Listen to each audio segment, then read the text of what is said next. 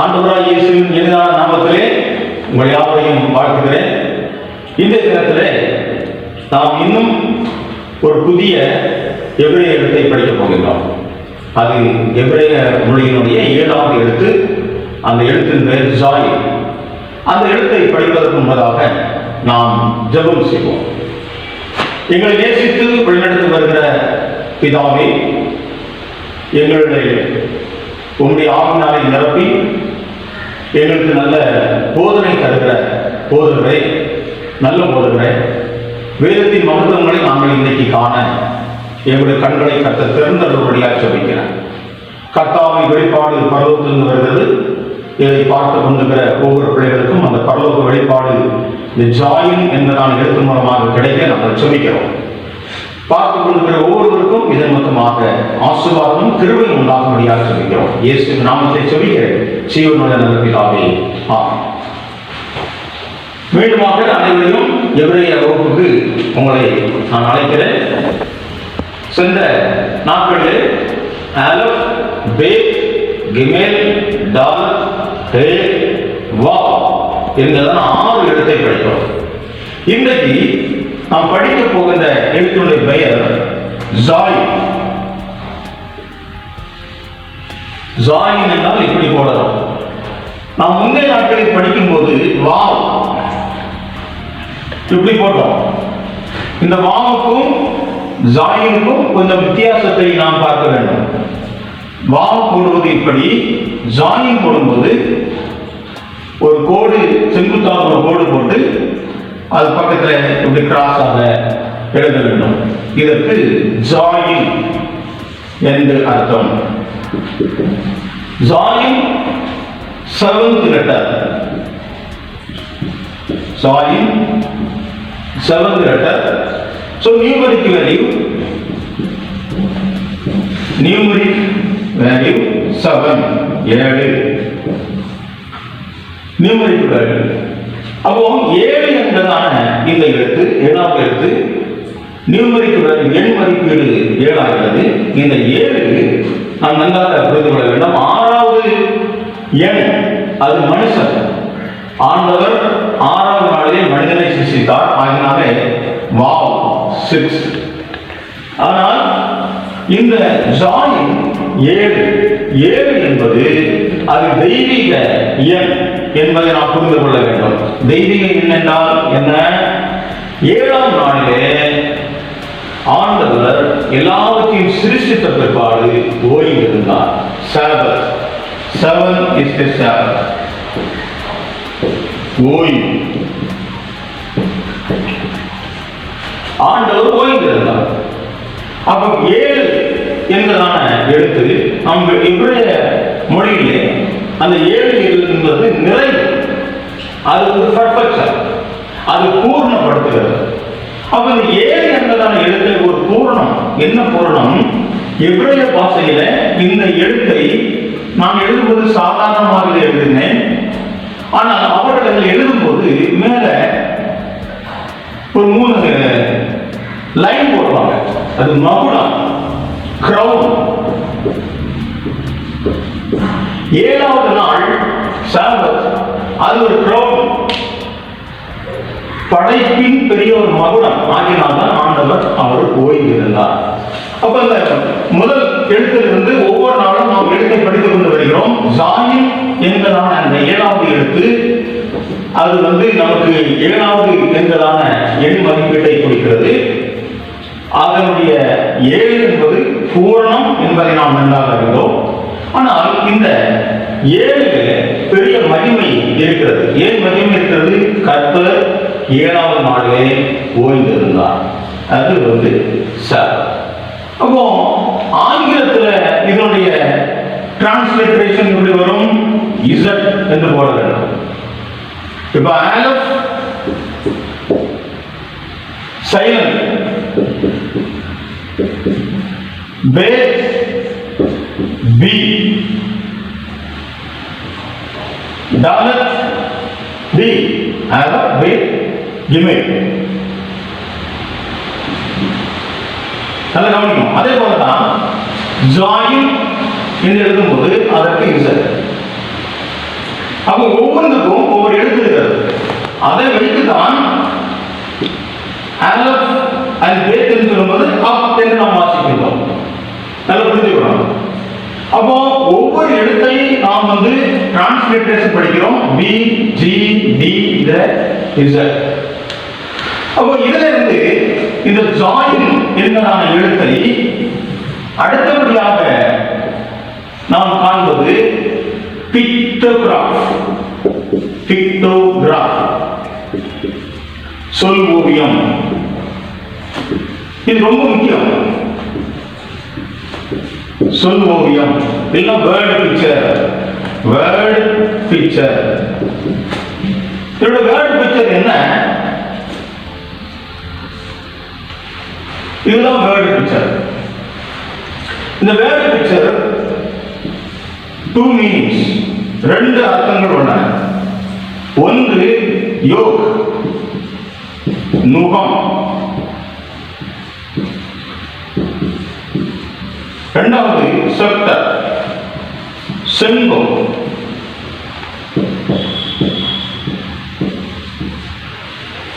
இந்த இரண்டுக்குள்ள ஆழமான சத்தியத்தை தான் இப்போது நாம் படிக்க போகின்றோம். ஒவ்வொரு எழுத்தினுள்ளும் ஒரு ஆழமான சத்தியம் மூழ்கி கிடைக்கிறது. அதை வைத்துதான் ஆண்டவர் எபிரேய பாஷையை அவர் வெளிப்படுத்தியிருக்கின்றார். இதுல இந்த யோக்ல ரொம்ப ஆழமான ஒரு சத்தியம் இருக்கிறது. அதை முதலாவது ஒரு பைபிள் வசனத்தை வாசிப்போம். அதுக்கு பிற்பாடு பழைய ஏற்பாட்டு காலத்துல ஒரு கதை இருக்கிறது, ஒரு ஸ்டோரி, ஒரு சம்பவம் இருக்கிறது. அதை நாம் சிந்திக்கலாம். இந்த யோக் என்று சொல்லும் பொழுது முகம் மத்தேயு சுவிசேஷம் 11வது அதிகாரம் 28ஆம் வசனத்தை வாசிப்போம். மத்தேயு 11:28. மத்தேயு 11:28. வருத்தப்பட்டு பாரம் சுமக்கிறவர்களே, நீங்கள் எல்லாரும் என்னிடத்தில் வாருங்கள், நான் உங்களுக்கு இளைப்பாறுதல் தருவேன். 29. நான் சாந்தமும் மனத்தாழ்மையுமாய் இருக்கிறேன். என் நுகத்தை உங்கள் மேல் ஏற்றுக்கொண்டு என்னிடத்தில் கற்றுக்கொள்ளுங்கள். என் நுகத்தை உங்கள் மேல் ஏற்றுக்கொண்டு என்னிடத்தில் கற்றுக்கொள்ளுங்கள். அப்போ ஆண்டவர் இயேசு கிறிஸ்து நமக்கு ஒரு நுகத்தை தருகிறார். நம் மேல ஒரு நுகத்தை வைக்கின்றார். அதை வைத்து நான் அவரிடத்துல ஏதாவது ஒன்று நாம் கற்றுக்கொள்ள போகின்றோம். அப்போ ஆண்டவர் ஏதோ ஒன்று நமக்கு கற்றுத்தர போகிறார் என்று அர்த்தம். நுகம். அப்போ மத்தேயு 11:28-29 அங்க ஒரு நுகம் என்பதை சொல்லி இருக்கிறது. ஜாயின் என்று சொன்னால் யோக், நுகம். அப்போ இந்த நுகத்தை நாம் எப்போது சுமக்க வேண்டும்? புலம்பல் 3வது அதிகாரம், புலம்பல் 3:27. புலம்பல் 3:27. தன் இளம் பிராயத்தில் நுகத்தை சுமப்பது மனுஷனுக்கு நல்லது. அப்போ நுகத்தை சுமப்பது மனுஷனுக்கு ரொம்ப நல்லது. ஆண்டவர் ஒரு முகத்தை நீங்கள் சுமக்கும் போது ஏதோ ஒன்று கற்றுக்கொள்ள போகிறேன் என்று சொன்னால், இரண்டாவது இளம் பிராயத்தில் நுகத்தை நாம் கற்றுக்கொள்ள வேண்டும். இப்போதுதான் அந்த சம்பவத்துக்கு நாம் வரப்போகிறோம். 1 சாமுவேல் 6ஆம் அதிகாரம் அதுல 7ஆம் வசனத்தை வாசிக்கும் போது இங்கே அருமையான ஒரு சம்பவம் இருக்கிறது. 1 சாமுவேல் 6ஆம் அதிகாரம் 7ஆம் வசனம் வாசிப்போம். இப்பொழுதும் நீங்கள் ஒரு புது வண்டியை செய்து நுகம் பூட்டாதிருக்கிற இரண்டு கறவை பசுக்களை பிடித்து கறவை பசுக்கள் நம்ம ஊர்ல பழைய காலத்துலாம், இப்போதெல்லாம் transportation, tempo, lorry, goods carry எல்லாம் ரொம்ப வந்து விட்டது. குட்டி யானை தான் சொல்லுறோம்.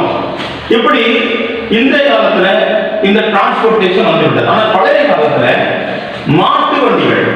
அப்ப இந்த மாட்டு வண்டியை இழுத்து செல்வது காளை மாடுகள் தான், பசு மாடுகள் கிடையாது. அப்போ ஆண்டவர் என்ன சொல்கிறார்? கறவை பசுக்கள், இதுவரைக்கும் நுகத்திலே பூட்டப்படாத கறவை பசுக்களை அவர்கள் நுகத்திலே பூட்டினார்கள். எதற்கு பூட்டினார்கள்? இங்கே பெரிய ஒரு ஒரு நோய் போன்ற ஒரு தன்மை வந்துவிட்டது, ஒரு கொள்ளை நோய். இதில் பெரிய ஒரு தண்டனை ஆண்டவர் உன் மக்களுக்கு கொடுக்கின்றார். எது நிமித்தமாக ஏற்பட்டது? தேவனுடைய பெட்டி. தேவனுடைய பெட்டியை புறஜாதிகள், புறவினத்தார் எடுத்துக்கொண்டு போய்விட்டார்கள். அங்கே கர்த்தர் மூல வியாதியை அனுப்பினார். அப்ப அங்க ஒரு வியாதி வந்திருந்தது. இந்த வியாதி எதற்காக வந்தது? இந்த வியாதி எதிர்மொத்தமாக ஏற்பட்டது. அவர்கள் யோசித்து பார்த்தவர்களே என்ன செய்தார்கள்? நம்மிடம் இந்த உடன்படிக்கை பெட்டி, இஸ்ரவேலுடைய உடன்படிக்கை பெட்டி இருக்கக்கூடாது. ஆகினாலே இந்த உடன்படிக்கை பெட்டியை நாம் அனுப்பிவிட வேண்டும் என்று சொல்லி அனுப்பிவிட்டார்கள். எப்படி அனுப்புகிறார்கள்? புது வண்டி, ஒரு புதிய வண்டியை பார்க்கிறார்கள். புதிய வண்டி, அதிலே கறவை பசுக்கள், கறவை பசுக்களை அந்த நுகத்திலே மாட்டி அனுப்புகிறார்கள். அதுல டிரைவர்கள், அந்த வண்டியை ஓட்டுவதற்கு ஆள் வைக்கவில்லை, வண்டி ஓட்டி அங்கே இல்லை. அப்ப வண்டியை யார் ஓட்டினா? வண்டியை ஓட்டுபவர் கர்த்தர். இப்போ அடுத்த ஒரு வசனத்தை வாசிப்போம். அந்த 6ஆம் அதிகாரத்தில் 12ஆம் வசனம். 6ஆம் அதிகாரம் 1 சாமுவேல் 6ஆம் அதிகாரம் 12ஆம் வசனம். அப்பொழுது அந்த பசுக்கள் பெத்ஷிமேசுக்கு போகிற வழியிலே செவ்வையாய் போய் வலது பக்கம் இடது பக்கம் சாயாமல் விலகாமல் பெரும் பாதையான நேர்வழியாக கூப்பிட்டுக் கொண்டே நடந்தது. பெலிஸ்தரின் அதிபதிகள் பெத்ஷிமேசின் எல்லை மட்டும் அவைகளின் பிறகு போனார்கள். அப்போ இந்த புது வண்டி, கறவை பசு சுமந்து கொண்டு போவது உடன்படிக்கை பெட்டி.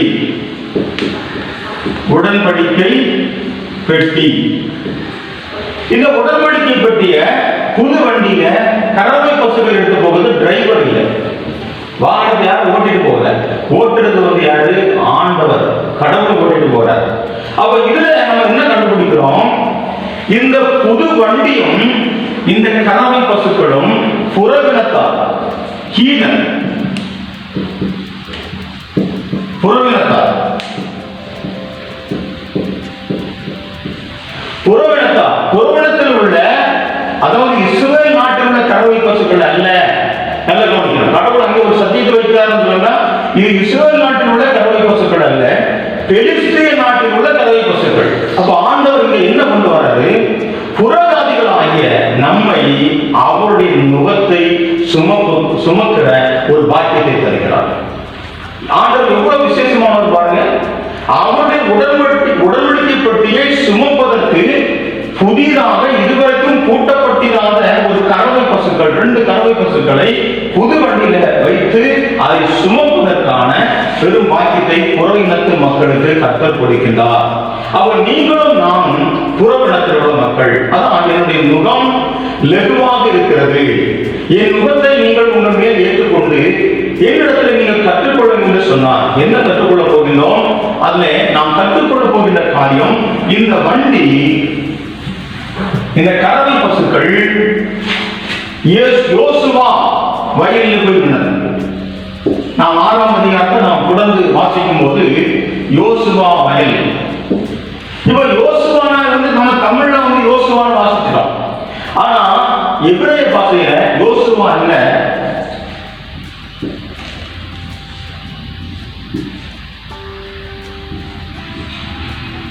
யெகோசுவா.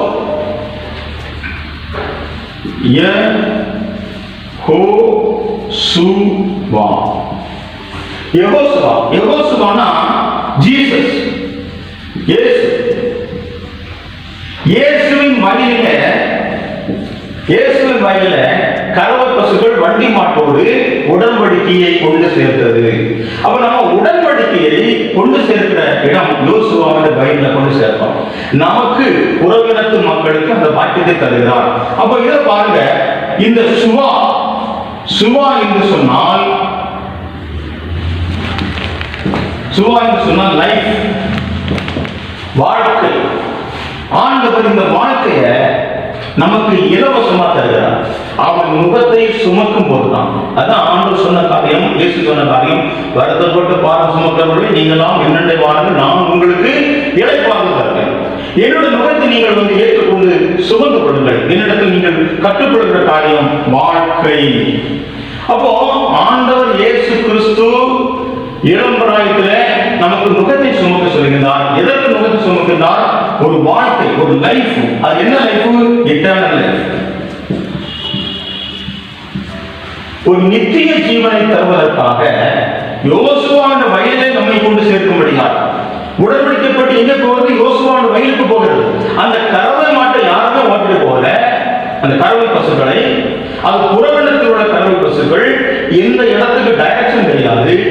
அவர் நமக்கு எந்த இடம் போகாமல், வெக்கு தெரியாமல் இருக்கும்போது, வழி தெரியாமல் இருக்கும்போது, நாம் ஆண்டவருடைய முகத்திலே மாட்டப்பட்டிருந்தால், அந்த முகம் நம்மை சுமத்தப்பட்டிருந்தால், யோசுவாவுடைய வயதில கரெக்டா, டைரக்டா, நேர் வழியா எந்த வலதுபுறம் இடதுபுறம் சாயாமல் செல்வோம் செய்யும்போது நமக்கு கிடைக்கிறது தான் இந்த நித்திய ஜீவன். இட்டர்னல். அப்ப ஆண்டவர் ஜாயில் இருக்கிறதான அந்த இடத்துல என்ன வைத்திருக்கிறார்? நமக்கு நித்திய ஜீவனை வைத்திருக்கிறார், நம்மை நடத்தி செல்லும்படியாக. இறுதியாக ஒரு காரியத்தை பார்ப்போம். இந்த ஜாயில் என்று சொன்னால், ஜாயில் என்று சொன்னால் நுகம் ஒன்று, இன்னொன்று ஜாயில் என்று சொன்னால் செங்கோல்.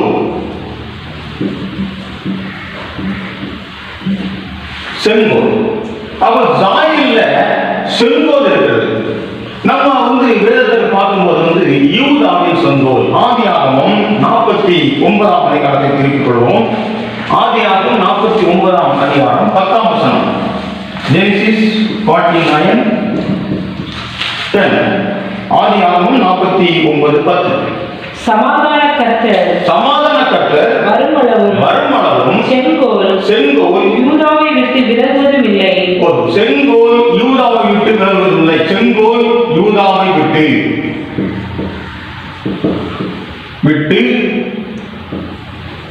விலகுவதில்லை. அப்ப செங்கோல் உள்ளது. செங்கோல் யார வச்சிருப்பான்? செங்கோல் எல்லாம் ராஜாக்கள், கிங் தான் வச்சிருப்பார். ராஜா முகத்திலும் அங்க இயேசு கிறிஸ்து தான், இந்த செங்கோலிலும் இயேசு கிறிஸ்து தான். அப்போ ஒவ்வொரு வார்த்தையிலும், ஒவ்வொரு எழுத்திலும் அங்கே இயேசு இருக்கிறார். ஒவ்வொரு புறாக வானமும் பூமியும் ஒழிந்து போனாலும் என் வார்த்தை ஒழிந்து போகாது. அதனுடைய சிறு எழுத்தாயிலும் எழுத்தின் உறுப்பாயிலும் ஒழிந்து போவதில்லையா? அது ஒவ்வொன்றும் இயேசு கிறிஸ்துவை பற்றி நமக்கு சுட்டி காட்டுகின்றன, பறைசாற்றுகின்றன, நமக்கு பல கல்வியை நமக்கு தருகிறது. அப்போ செங்கோல் யூதாவை விட்டு விலகுவதில்லை. அப்போ செங்கோல் யார் வைத்திருப்பார்? ஒரு ராஜா வைத்திருப்பார், கிங் வைத்திருப்பார். இப்ப இயேசுவை புதிய பாட்டுல 7 இடத்துல ராஜா என்று நாம் வாசிக்க முடியும். அதை மட்டும் வாசித்து இந்த எபிரேய வகுப்பை நாம் முடித்துக் கொள்வோம்.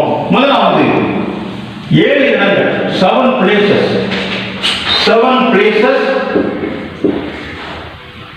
Jesus is the King. 7 places in New Testament. புதிய ஏற்பாட்டில். அப்போ முதலாவது மத்தேயு எழுதின சுவிசேஷம் 2ஆம் அதிகாரம் 2ஆம் வசனம். மத்தேயு 2:2. யூதருக்கு ராஜாவாக பிறந்திருக்கிறவர் எங்கே? யூதருக்கு ராஜாவாக பிறந்திருக்கிறவர் எங்கே? அப்போ இயேசுவுடைய பிறப்பில சாஸ்திரிகள் யூதருக்கு ராஜாவாக பிறந்தவர், கிங் ஆஃப் ஜூஸ், யூதருக்கு ராஜா. இது முதலாவது.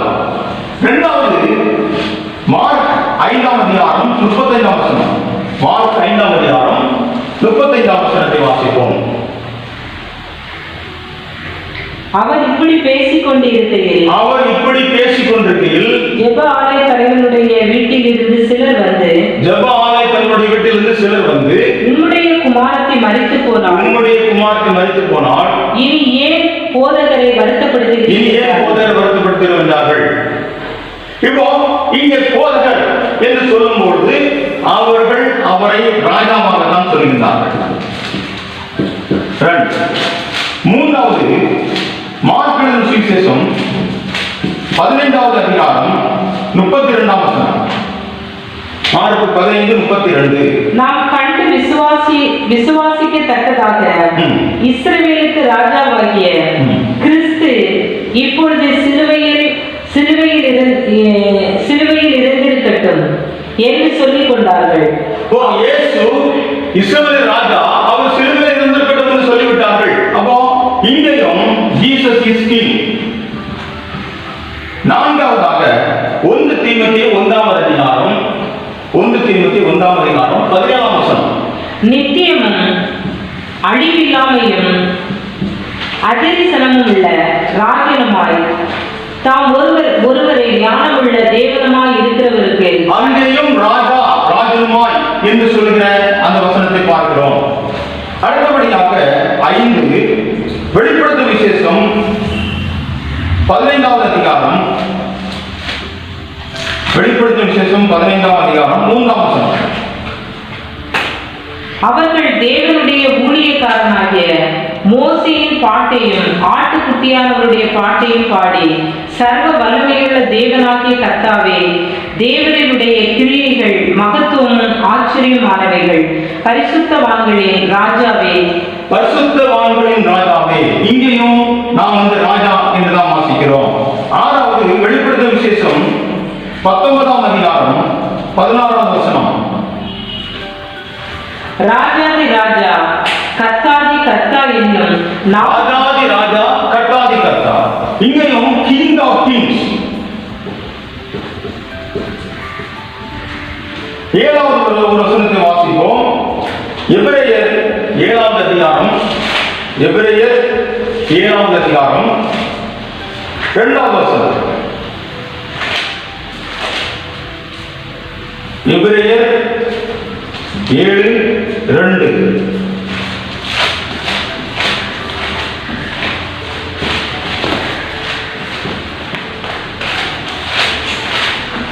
எபிரேயர் 7:2. அதிலே நீதியின் ராஜா சாலோமின் ராஜா என்று கூறப்பட்டுள்ளது. அப்போ 7 இடத்துல இயேசு கிறிஸ்து ராஜா என்று வந்திருக்கிறது புதிய ஏற்பாட்டில். 7 இடத்துல என்று சொல்லும்போது அவருக்கு ஒரு செங்கோல், ஸ்கெப்டர், ஒரு செங்கோல் கொடுக்கப்படும். ராஜாவுடைய கையில தான் செங்கோல் கொடுக்கப்படும். அப்போ சாதாரண ஒரு எழுத்து பாருங்க, ஜாயின். இந்த ஜாயினுக்குள்ள ஒரு நுகம், அதே நேரத்தில் செப்டர், செங்கோல். அப்போ கர்த்தர் இன்றைக்கு நமக்கு சொல்லுகிற காரியம், நாம் எல்லாம் புறவினத்தில் இருந்து வந்தவர்கள். புறவினத்திலிருந்து வந்தபடினாலே நமக்கு அந்த உடன்படிக்கை பெட்டியை சுமந்து யோசுவாவின் வயலுக்கு கொண்டு சேர்க்கும்படியான பாக்கியத்தை தருகிறார். நாம் யோசுவாவின் வயல், யெகோசுவாவின் வயலில நாம் சென்றால் அங்கே ஒரு வாழ்க்கை கிடைக்கிறது. அந்த வாழ்க்கை நித்திய ஜீவன். ஆண்டவர் நமக்கு செங்கோலாக இருக்கிறார். அவர் யூதாவின் செங்கோலை பிடித்திருக்கிறார். அந்த செங்கோலை பிடித்திருக்கிற ஆண்டவர் நமக்கு ராஜாவாக இருக்கிறார். அந்த ராஜா நமக்கு நீதியின் ராஜாவாக, சாலோமின் ராஜாவாக இருக்க போகின்றார். இந்த ராஜாவிடம் இன்னைக்கு நாம் வந்தால் நாம் மகுடம் சூட்டுவோம். எப்படி நாம் வர வேண்டும்? ஆண்டவர் இயேசுவிடம் நாம் எப்படி அந்த ஆளுக்குள்ள வரணும்? அவரோடு கூட நாம் பாடுபட்டால் அவரோடு கூட நாம் ஆளுகை செய்வோம். அப்போ இந்த யூதாவின் செங்கோல் நமக்கும் கிடைக்கும். இந்த செங்கோலை நாம் பிடித்துக் கொள்வதற்கு ஆண்டவரிடத்துல இன்னைக்கு நாம் கேட்போம். 7வது எழுத்து. இந்த 7வது எழுத்து நமக்கு ஒரு பெரிய ஒரு பரிபூரணத்தை கொடுக்கிறது, ஒரு பூரணத்தை, ஒரு முழுமையை கொடுக்கிறது. அது தேவனுடைய அந்த எண் சாபத், ஓய்வை கொடுக்கிறது, ஓய்வை சுட்டி காட்டுகிறது. கர்த்தர் 7ஆம் நாளிலே ஓய்ந்திருந்தது போல நமக்கும் ஒரு பெரிய ஒரு ஓய்வை வருங்காலத்தில் கர்த்தர் தரப்போகின்றார். அப்படிப்பட்ட ஆசீர்வாதத்தை தருகின்ற இந்த 7வது வார்த்தைக்காக ஆண்டவருக்கு நன்றி செலுத்துவோம், ஜெபம் செய்வோமாக. எங்களை நேசித்து வழிநடத்தி வருகிற ஆண்டவரை, இந்த எபிரேய பாஷையுள்ள 7வது எழுத்துக்காக உமக்கு நாங்கள் நன்றி. இந்த 7வது எழுத்திலே ஆண்டவர் வைத்திருக்கின்ற அந்த சொல்ல வைத்து வருகிற நுகம், யூதாவின் அந்த செங்கோல், இந்த 2 தெய்வீக சத்தியத்திற்காக நன்றி பிதாவே. புறவிடத்திலே இருந்த எங்களுக்கு அந்த உடன்படிக்கை பெட்டியை சுமந்து வெசுமே இருக்கிற யோசுவாவின் வயலுக்கு கொண்டு சேர்ப்பதற்கு எங்களை தாம் நடத்தி கொண்டிருந்தீர். அதற்காக நன்றி செலுத்துகிறோம். யூதாவின் செங்கோல், அந்த செங்கோல் உண்மை விட்டு விலகுவதில்லை. நீ ராஜாவாக இருக்கிறீர் ஆண்டவரே. நீ ராஜாவாக இருப்பதனாலே உங்களுடைய ஆளுகைக்குள்ளாக நாங்கள் வந்து அந்த ஆளுகைக்குள்ளே நாங்களும் ஆளுகை செய்யும்படியாக கர்த்தர் எங்களை தகுதிப்படுத்தும்படியாக சொல்லிக்கிறோம். இந்த 7வது எழுத்து ஜாயின் நிமித்தமாக ஆண்டவர் கொடுத்திருக்கிற இந்த மாபெரும் வெளிப்பாட்டுக்காக உமக்கு நாங்கள் நன்றி செலுத்துகிறோம். இயேசுவின் நாமத்தில் செபிக்கிறோம் ஜீவனுடன் நல்ல பிதாவே, ஆமென். கர்த்தர் நம் அனைவரையும் ஆசீர்வதிப்பாராக. இந்த 7வது எழுத்தை நாம் படித்தோம், ஜாயின். அது வீடியோவை நீங்கள் பாருங்கள், அதை லைக் பண்ணுங்க, சப்ஸ்கிரைப் பண்ணுங்க, மற்றவர்களுக்கும் ஷேர் பண்ணுங்க. கர்த்தர் உங்களை ஆசீர்வதிப்பாராக. ஆமென்.